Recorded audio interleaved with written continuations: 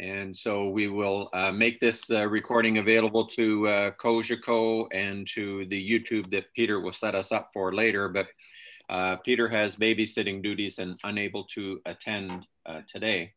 So first of all, we'll have a more formal introduction. Tanya, you'll take care of that in a little bit. And we'll just welcome Marianne Willson with 2 L's. Okay, I got to fix that up because even on my agenda, I put 1 L.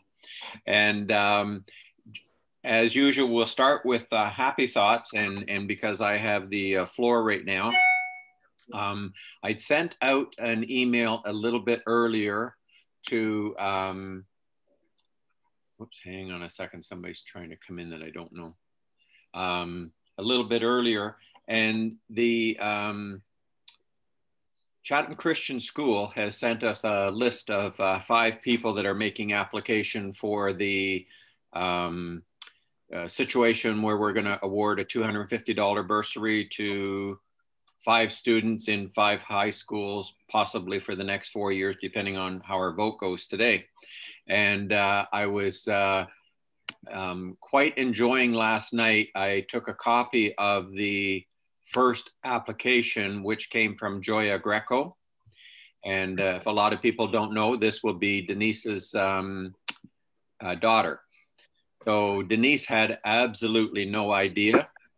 We were together last night at bingo, and I only printed out 1. They gave me all 5 of the applications.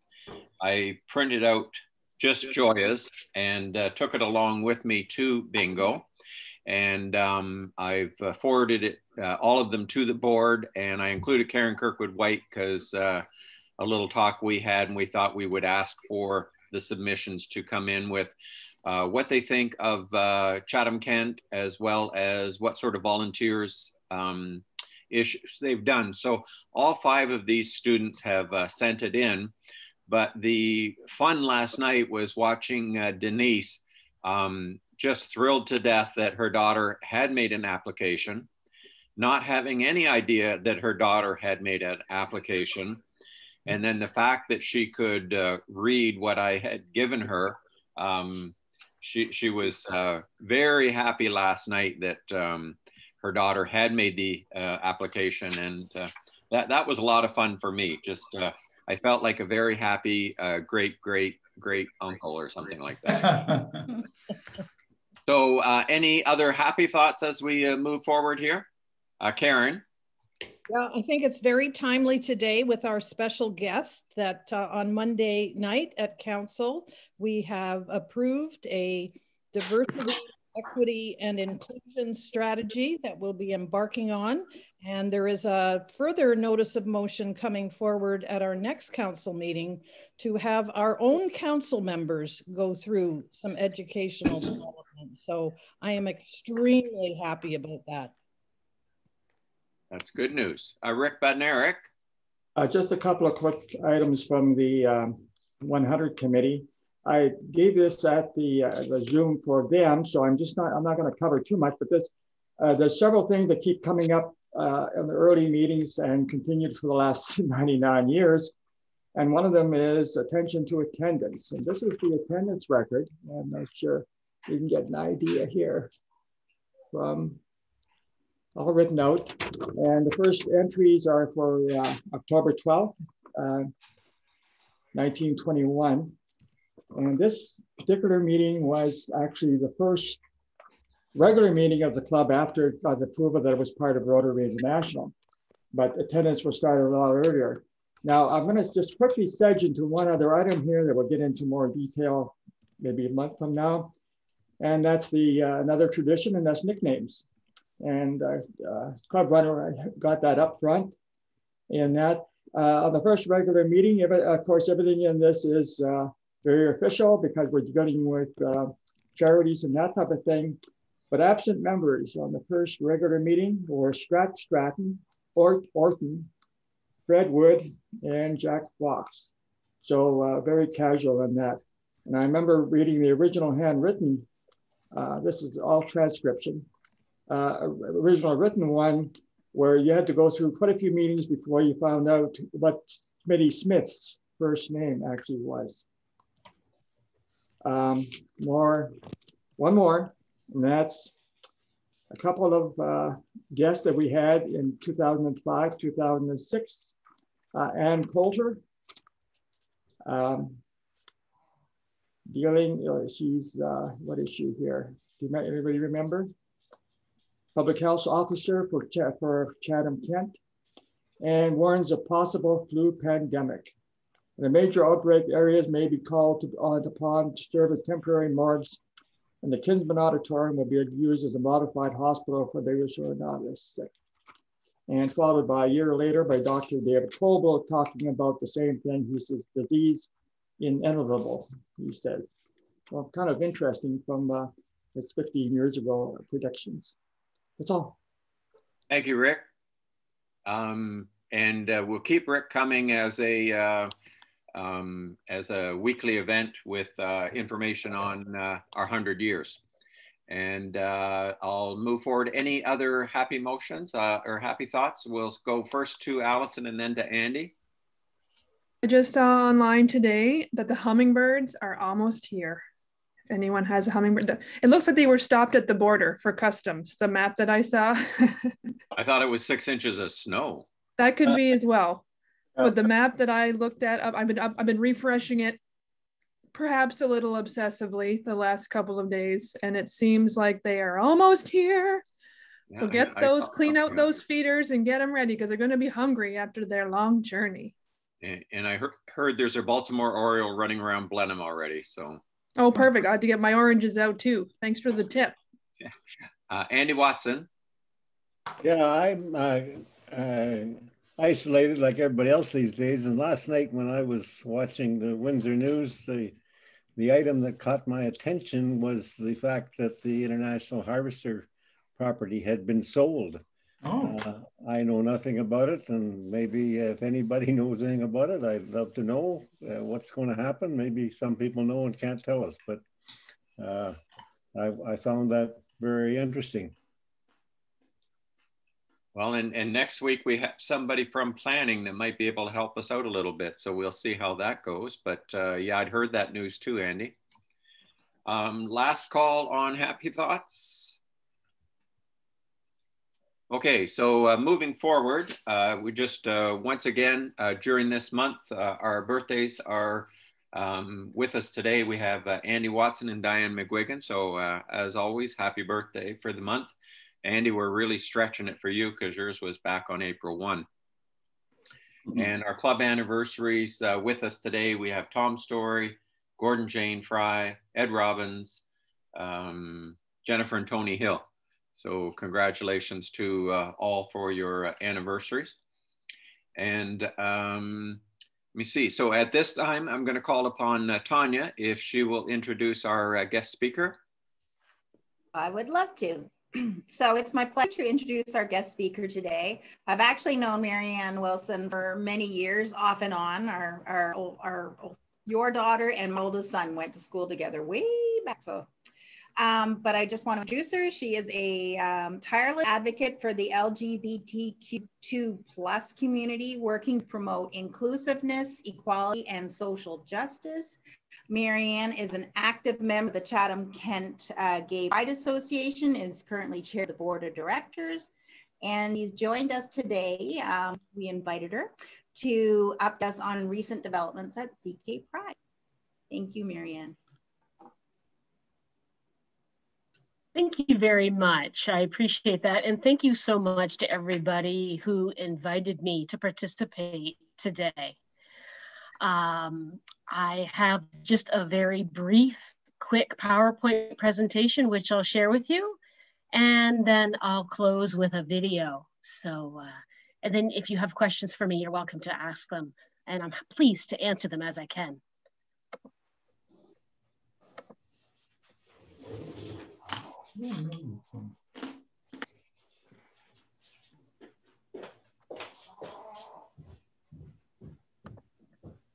Can everybody see this okay? Yep. Okay, wonderful, thank you. So I am the current chair of the board of directors at the Chatham-Kent Gay Pride Association and the current president as well of the association. Just a quick history about Chatham-Kent's history. The Brothers and Sisters group was formed in 1995 in Chatham-Kent, and that included all of our brothers sisters in the LGBT, two-spirited, queer and questioning inclusive community. It wasn't until 2001 that we actually became a incorporated not-for-profit association, and we named ourselves the Chatham-Kent Gay Pride Association at that time. Following the years following and amongst that, you know, there was lots of social advocacy for equal rights and legal status challenges for same-sex benefits and marriage and child adoption and all kinds of things that revolved through the Family Law Act. It was a great time of movement and education and social justice in Chatham-Kent. The first same-sex marriage occurred in Chatham-Kent in 2005, and that was through Victoria Avenue United Church, who is currently still our only affirmed LGBT affirmed congregation. There are many others that are currently going through the process to become affirmed, and I'm so excited to see that. We have raised the rainbow flag in Chatham-Kent now for almost 20 years. And in the last 5 years, we have been raising flags not only at our local civic center, but in Blenheim, in Ridgetown, in Tilbury, in Wallaceburg, and Dresden, and I think Bothwell. And Wheatley, where flagpoles are available. There was some discrepancy about flagpole use, so some of those other communities sometimes can and cannot. But we have been doing that for the last 5 years. Furthermore, in the last 5 years, we've also been raising the Trans Awareness flag during Trans Awareness Week in November.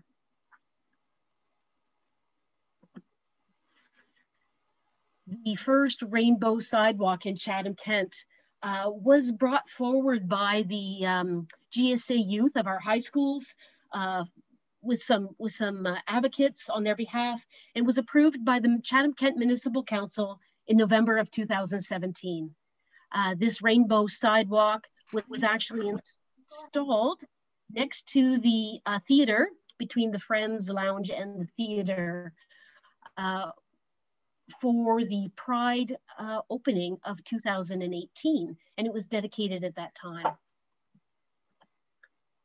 Since that time, the Chatham-Kent Gay Pride Association has done a lot of work to come up with a strategic plan and to redefine our vision and our mission as well.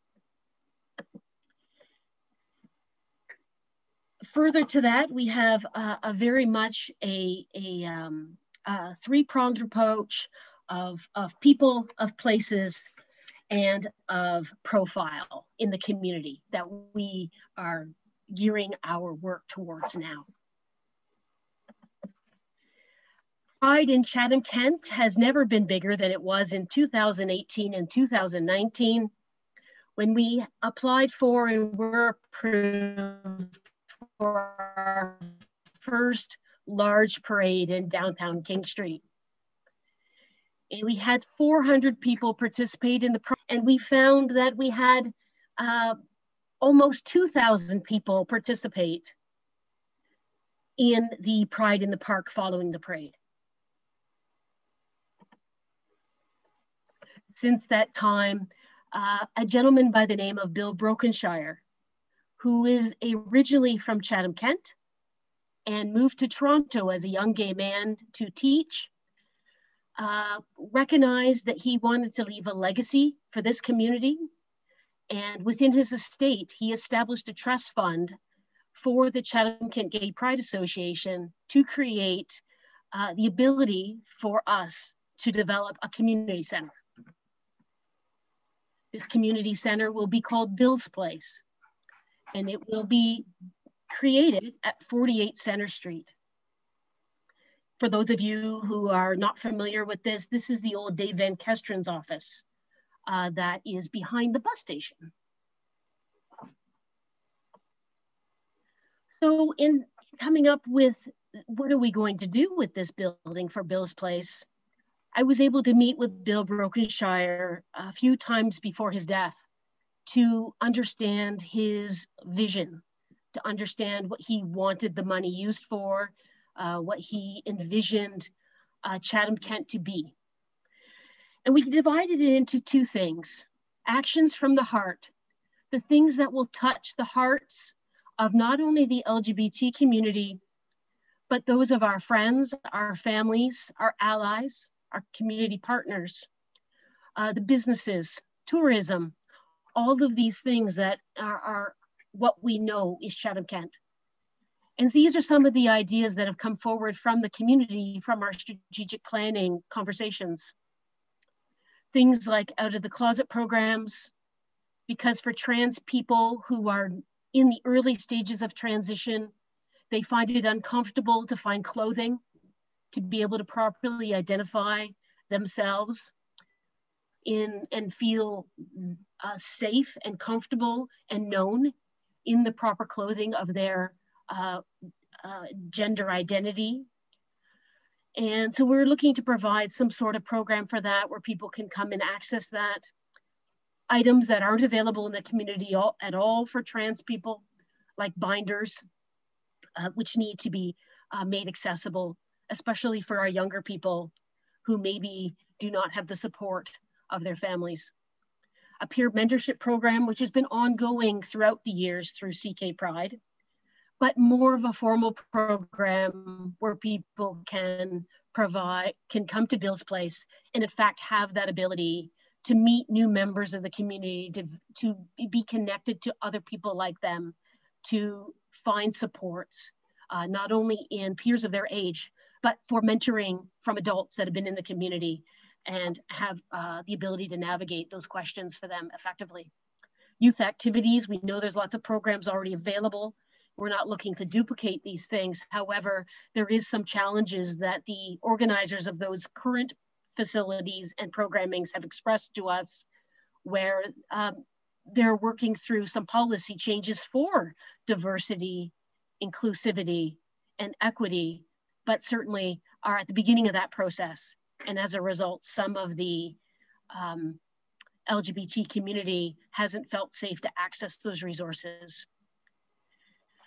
We've had many requests for either a PFLAG or a parents group to help parents of newly out persons, whether they're trans persons, whether they're two-spirited persons, whether they're part of the LGBT queer questioning spectrum, to be able to help them make that transition for full acceptance and support of the people in their families. And the community lounge itself is the Bill's Place. Thinking with our head. So that was the things that will touch our hearts and bring our community close together. Those are the things that will resonate with our community to help everybody feel known and seen and heard.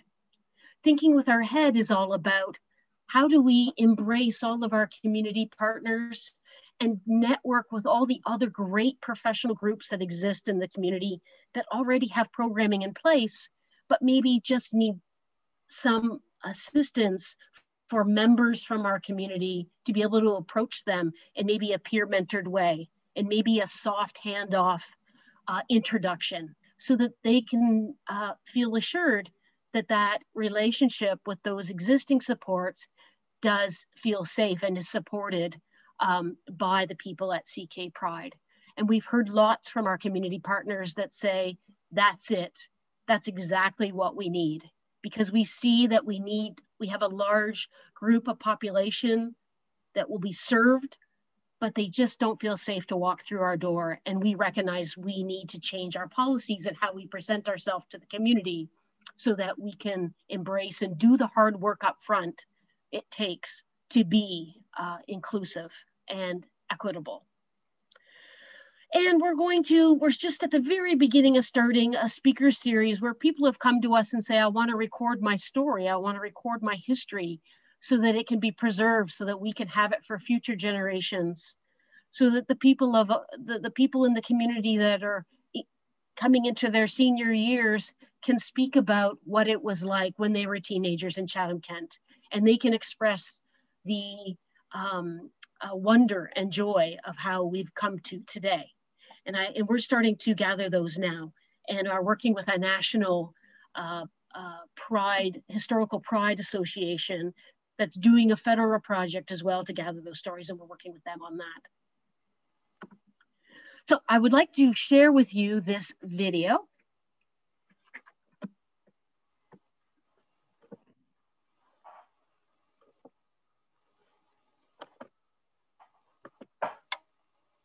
If I can. Here we go.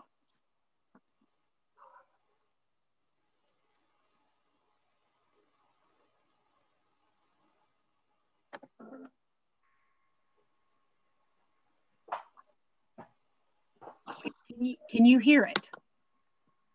No. All right, Don't we're going to see if we can change Marianne. that. Okay, hang on.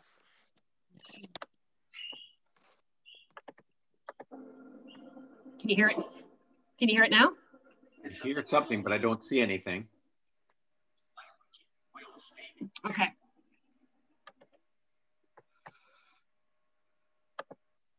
Maybe I have to reshare it from the beginning. Hang on. That could be. Share sound.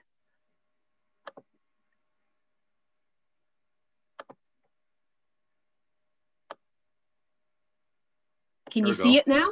Oh, yeah. Good. Excellent. Let's try again. Love. It's something we all need.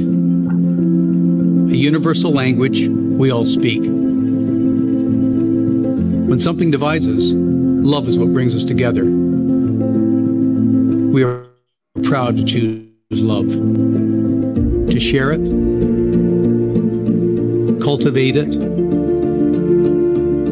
carry it,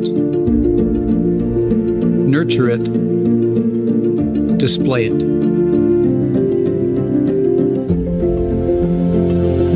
Hold it up high, protect it.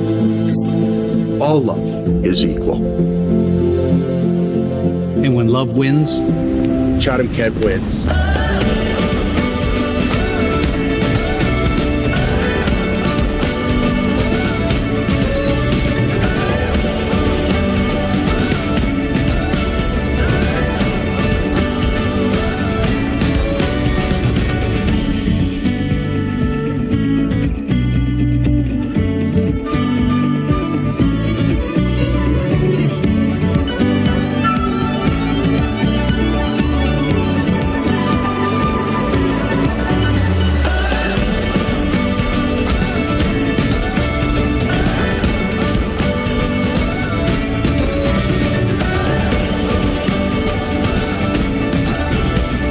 When love wins. When love wins. When love wins. The entire community wins. Come to Chatham-Kent and see our pride.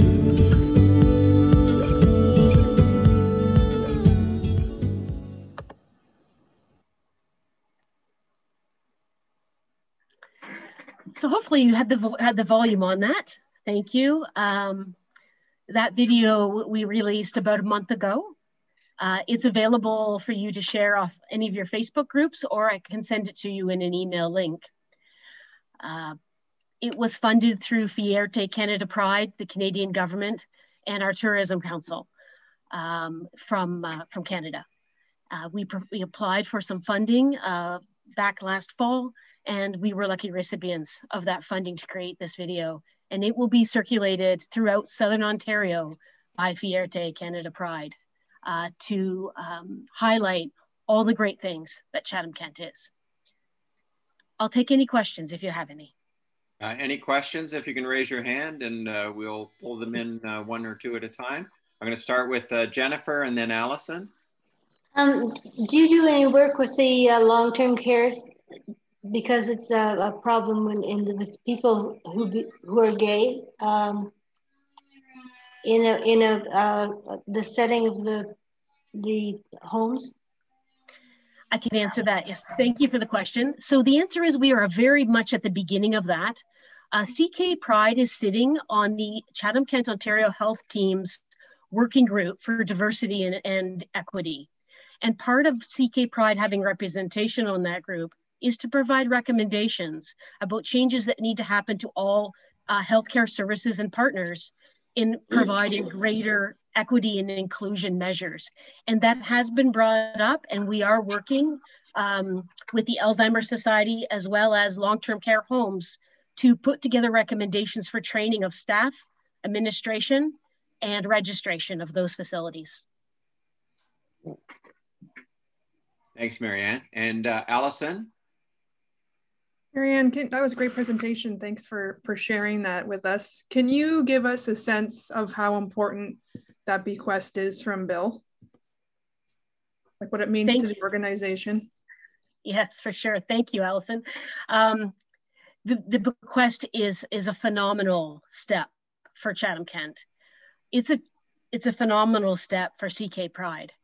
The monies that was left to us from his estate was to be used only for infrastructure. It was not to be used for programming or staffing. It was only to be used to create a permanent home so that CK Pride would not be subject to funding cuts, so that we wouldn't lose our space based on the political government that was in power. As a result, we purchased 48 Center Street outright in November of last year. Furthermore, a condition of that was that the building had to be self-sustainable.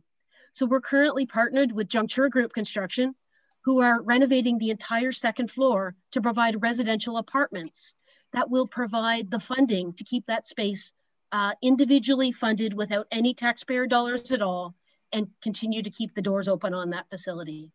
So we still are looking and have made partnerships with different community groups for monies for programming and staffing of Bill's Place on the main floor on the community center. But it makes a huge difference for our community, because especially in times where it's different if it's someone like myself that has been out for 30 years in this community and raised a child in this community as an out lesbian. It's entirely different for somebody who's just coming out, whether that's a youth or even more importantly, whether that is an older adult, who have even greater stigma of coming out in older years to come into this community and not know how to access the community. It creates an open door for anybody who needs supports, whether that is the individual, whether that is their family, whether that is friends that just want to know how to support their friend better, whether that's community services that exist that come to us and say, we're not doing a very good job connecting to the LGBT community, and we need to do better. And can we partner with you, and you can teach us and help us and do those soft introductions so that people feel safe to go into programming that may already exist. It's huge for our community so that those people who live in the silent shadows feel seen. Their voices can be heard, and they can be embraced by their peers. Thanks, Marianne. And Barry Fraser, you had a question? Good to have you with us today, Marianne. Further, I was actually going to draw attention to your building on Center Street. You've already done that. So give us a bit more as to what your anticipated opening is on that I assume, the near future. Thank you, Barry. Well, currently we're awaiting our building permit. I have been told we'll have it in a week or two. It has been in place for over a month, and I know that the municipality is completely overwhelmed with applications and processing those applications due to the pandemic. I work in the construction industry myself, and the process in Chatham-Kent isn't any different than it is anywhere else in Ontario. Everywhere in Ontario are feeling these delays, and that is to be expected. So I expect that once that building permit is released, we should see Bill's Place have a grand opening likely in July, or for sure by August. Chatham-Kent's Pride Week is the third week of August here in Chatham-Kent. That's when we celebrate Pride. Every community celebrates Pride on a different week of the summer. And that's so every small rural community and urban community can support every other community. If we all tried to have Pride in June, we would not have very good attendance. So Chatham-Kent's Pride is always the third week of August. That's why you see flags raised then, and you see activities during that time. Thank you. Thanks, Marianne. Any other questions, please? Okay, I would, Allison again. Or just one, oh, I see Tom McCarthy is too. I'll let Tom go first since I've already had my turn. Go ahead, Tom. I'm curious as to what the expectations of the level of support and involvement of Rotary should be in the initiatives that you've been talking about. Well, I have I have lived my whole life with no expectations. I can't expect things from people. All I can do is embrace their gifts, their offerings, and the things that they choose to bring to us. I am completely open if Rotary wants to get involved in us being part of some educational sessions, if Rotary wants to be involved in doing volunteer activities with us or joining in on an event to support us, or wants to do a donation, that's entirely up to you. And we are open to all opportunities where we can work together as a group. Thank you. Thanks, Tom. Karen Kirkwood-White. Thank you, Brent. I just wanted to make mention of the fact that Marianne did say that this is going to be hard work. This is going to be very disciplined work that we're going to be required to do. And there are always opportunities to learn. And speaking from a very personal perspective, I was listening to the news the other day, and I heard Dr. Bogosh mention pregnant individuals. And I did a bit of a double take and thought, wow, I have never heard anybody say pregnant individuals. And I had to think about that for a minute, and then it made sense. And I just wondered, Marianne, if you had any comment to make about gender language that we all need to learn, because it is going to take some work. Thank you, Karen. You're absolutely right. Gender language and how we word our policies, our procedures, our websites, our documentation is all going to take a lot of work. And as part of that is recognizing that we come in all of our policies and all of our documents and all of our language, we've been taught, not exclusively, but a lot of us have been taught from a very white, colonialized, privileged place. So that being said, it isn't recognized from a marginal community that equity and inclusion has never historically been there. So it means that it's a really deep dive of learning to unlearn that white privilege, that heterosexual privilege. And these are some of the educational pieces that need to happen. And this is, I can't expect to walk down the street hand in hand with my partner like people who are heterosexual can, without bringing glares, without being shouted at, without any kind of animosity that could come to us. And it's those kinds of heterosexual privileged places that need to be unlearned, unpacked, and relearned in a way that does not solidify binary identities or non-binary identities or genders or sexual orientations, because at the end of the day, we want to get to a place where our language, where our wording, where our written word, our policies, our procedures, our practices don't recognize gender and sexual orientation. That's what we're trying to get to. Thanks. Thanks, Marianne. Allison, did you want to go? But I was wondering, Marianne, maybe you can put in the chat if any of us had a question for or wanted to reach out either for help from CK Pride or to connect, what would be the best way to do that? You could just type that in the chat for us so we could, certainly, whether it's an email or a phone number. I will happy to give you both. Perfect. Thank you. And anybody is welcome to reach out to me. I'm happy to do that. My the board of directors is getting more involved. We've started to create some subcommittees for members in the community to join and participate on. There's a few more subcommittees that are just being finalized, and then that email will be sent out to all of our members and partners as well for those people who wish to participate. And that is how we'll form some of these programs and make those move forward in a more deliberate way. Well, please keep us informed about Pride Week. I know a lot will depend on our pandemic situation, but I know I'd like to be involved. So it'd be great to have Rotary people walking in the parade if we can do that safely. So I don't expect there'll be a parade this year because of the pandemic. I do expect there will be some virtual events.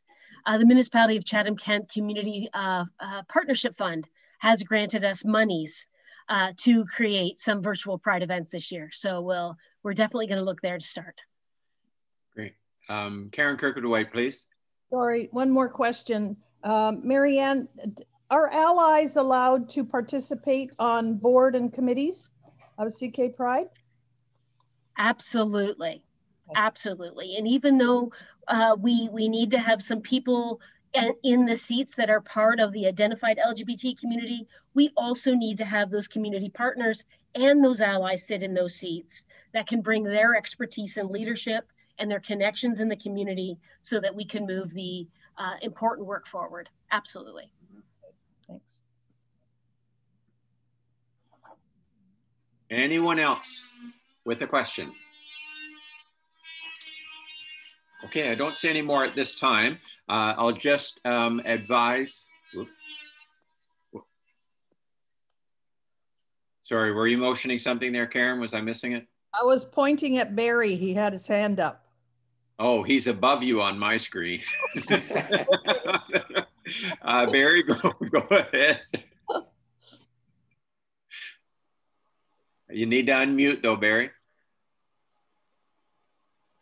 Thanks, Brett. Of course, Marianne, we're focusing on CK Pride today. How many other chapters might there be, say, across Southern Ontario, from here to Toronto? Are you referring to Pride chapters? Pride chapters, yes. So that is all dependent on the community. So most communities will have a Pride group or a diversity group. It'll be called very many different things. Windsor Essex has one. They call themselves We Pride. Sarnia-Lambton has one for sure. Hamilton, Ancaster have one. Obviously, London has a big group. There are communities that are more rural that maybe have no urban center like Chatham does, that maybe don't have a recognized Pride group, or maybe it's more of a grassroots group like our Brothers and Sisters group started out to be. All of us, none of us have formal funding. CK Pride is run entirely on volunteers and entirely on donations. We have no funding. We are not a registered charity. We're a not-for-profit group, even though we have just recently joined in a shared agreement with United Way. So people wishing to donate to CK Pride and get a tax receipt still can. They can make that donation to the United Way and indicate it's for CK Pride, and they will direct it directly to us for use within our strategic plan identified items that it's qualified for. Thanks, Marianne. I'd just like to say thank you very much for coming and presenting to us today. Definitely something that I think a lot of us need to know and understand a lot more. Very delighted to hear that our municipality is moving forward and is helping out. And the fact that you'll have Bill's Place up and running, this year, I always kind of look forward to, if you got something coming this year, then that, we'll get through the year because we got to get this thing done. And by the sounds of things, you will have that done and in place in short order. So best of luck there. And if we can figure out any kind of a Rotary support situation, we'll definitely be in touch with you. Anybody that is reaching out to Marianne, when you spell Willson, make sure you put 2 L's. Otherwise, you'll be talking to a very nice Marianne Willson in New Brunswick. So 2 L's in the name, please. Thank Thanks you. again, Marianne. All right, thank you so much. All righty, I'll just move over to the business side. First of all, next week we'll have Ryan Jakes from Director of Planning for Chatham-Kent. So we'll get some updates as to what's happening in our municipality. And I'm pretty sure there'll be a ton of information there and probably a lot of questions as well. I would like to move into, I've asked for 2 votes. Our first vote is with regard to Aero Games. We need to write a check for bingo tickets, and we've had to order our bingo tickets more or less what quite likely could be a 2-year supply, considering they required 10 boxes of each color, and before we've ordered 5 boxes of each color. So we are well stocked. They're stored both in the Rotary office and in part of the Forsyth building. And so I would need somebody to make a motion to write this check, a seconder, and then a vote. Can I have a motion? I'll take Tracy to motion. I'll take Karen to second. Let me get my paperwork done. And all in favor? Yes. Okay, and any no's? Okay, so we'll get that passed. And then our second vote is with regard to the 100th anniversary committee. We had established before that we would set up and make an award to 5 students from 5 different high schools. And every time I say the 5 high schools, I'll make sure that I indicate we're including Pancor as one of our high schools. We do not include Blenheim, Tilbury, Dresden, only because those schools all have Rotary clubs that are there. So we don't want to step on anybody's toes. But it was brought up that we should do this for 4 years coming up. Quite likely we could use the funds from the Riverview Bingo account. And on that side, for March's sales, we received a check of about $795. So that account could have enough funds in it. And if we need to, we can move funds from someplace else to pay for it. But because it will total $6,250 per year, we need an okay. So would I have anybody that could make that motion? And then we'll ask for a seconder. Jennifer? And a seconder? Second. Tanya? And all in favor? Yes. Okay, and any no's? It's not a no, but I was wondering if you could read the motion. Just that we will make a, for the next 4 years, we will have funds available for 5 high school students from 5 students from the 5 local high schools for $250 bursary for those 4 years. I should word it a lot nicer than that, Moira, but. Okay. So how much did you say per year? Basically per year it will be $6,250. So it's taking something like our Riverview Bingo account, which is right now in about $8,500 basis, and using those monies. Riverview will continue giving us money. We're undetermined as to the amount until they have like March's sales are done. So in April, they deposited $795 into our bank account. And they will continue depositing money if we continue to show them that we are spending it within the municipality. Okay. All righty. Okay, so I'm voting in favor then. Okay, I'll add you to my list here. Okay, so those two have been passed. So we'll be getting the work end of that coming up shortly. Coming up, so May 3 to 9 is Mental Health Week within Canada. And please all do your best to, you know, reach out. And you can't hug anybody, but you can Zoom everybody. So if you need any help getting on a Zoom or anything, let us know.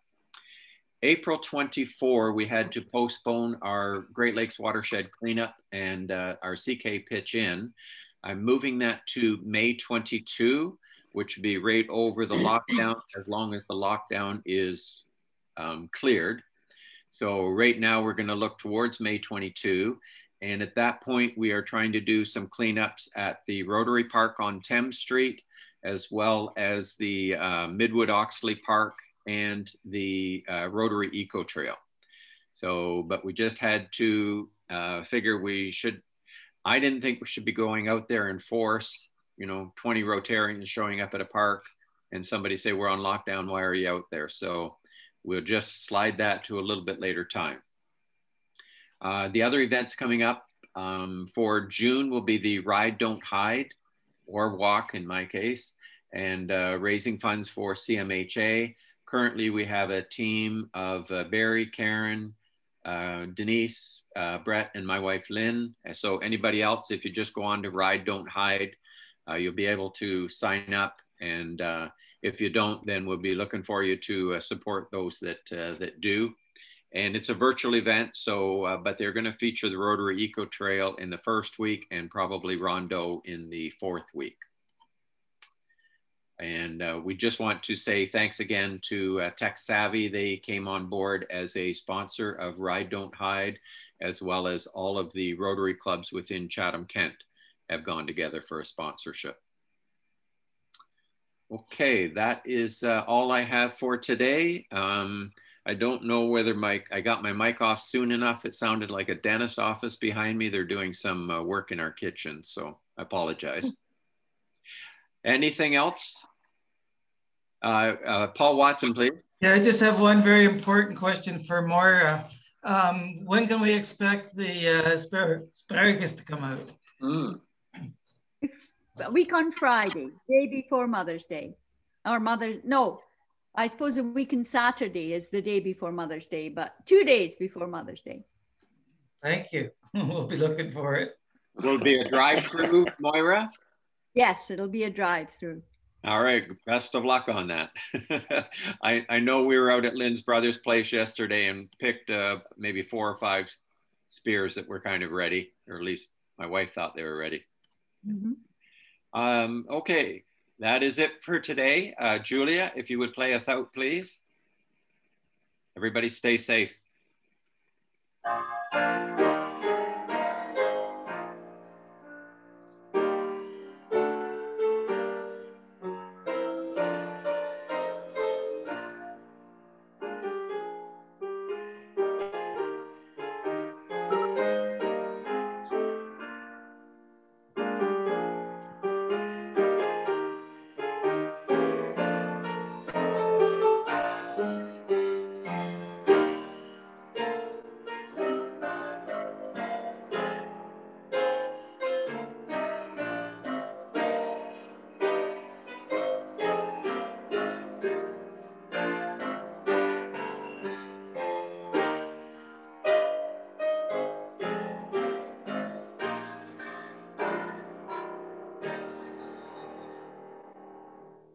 Thank you, Julia. You're welcome. Stay safe, everybody. And be kind, all of you. Thank you, Brett. Thanks, Brett. Take care. Sorry, Tina, I'll try to remember next week.